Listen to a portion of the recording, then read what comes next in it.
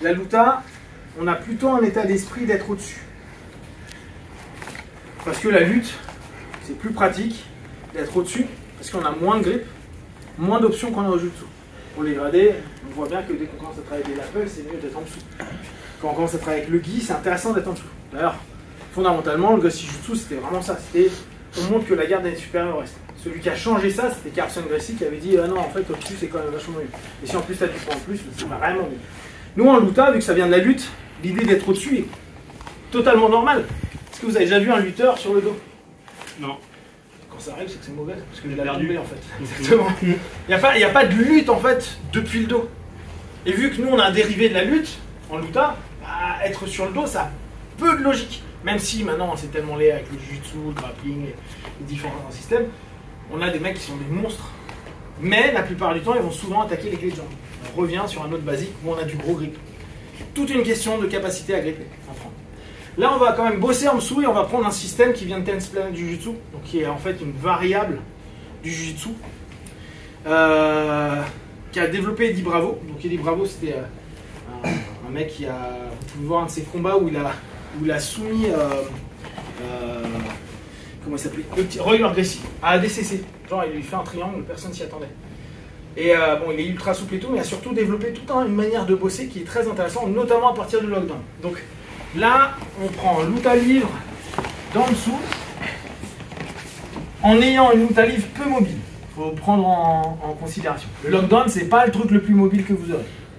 Mais dans un premier temps, pour commencer à vous habituer, pourquoi on veut peu de mobilité? Parce que, vu qu'il n'y a pas de grip, les gens peuvent facilement partir, se relever, etc., etc.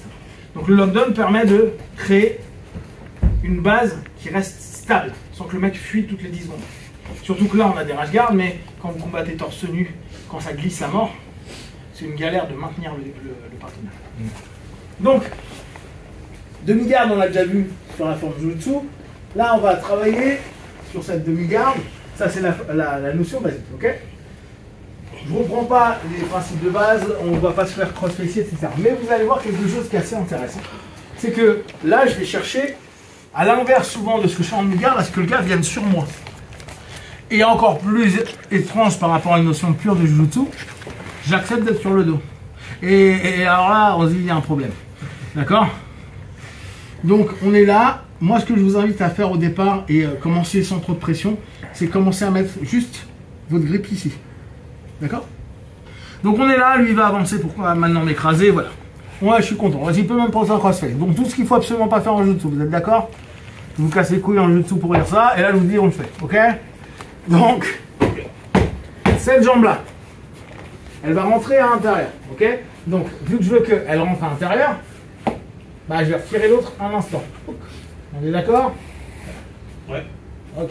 Maintenant, celle qui est à l'intérieur, elle ne crochette plus rien. Vous êtes d'accord? Donc, elle va aller crocheter mon pied à moi. C'est bon pour vous? Ouais. Et après, je vais aller crocheter son pied à lui.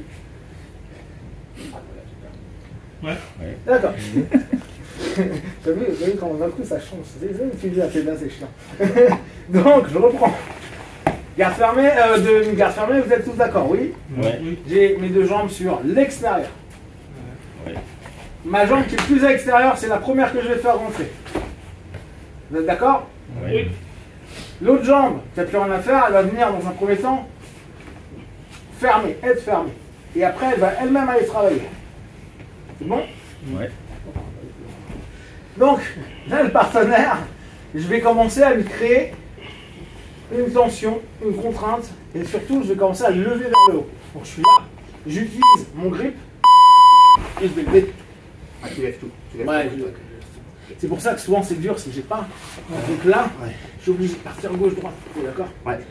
Mais là, je pars au départ du postulat que mon idée, c'est que tout mon corps doit être remis vers le haut. D'accord? C'est bon pour tout le monde? Ok. Après, on va juste faire ce qu'on appelle old school. C'est-à-dire, je rentre ma main à l'intérieur et je me mets en nez.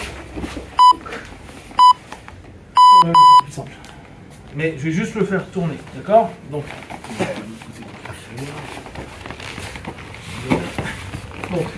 les poussées de bois, sortir là, là.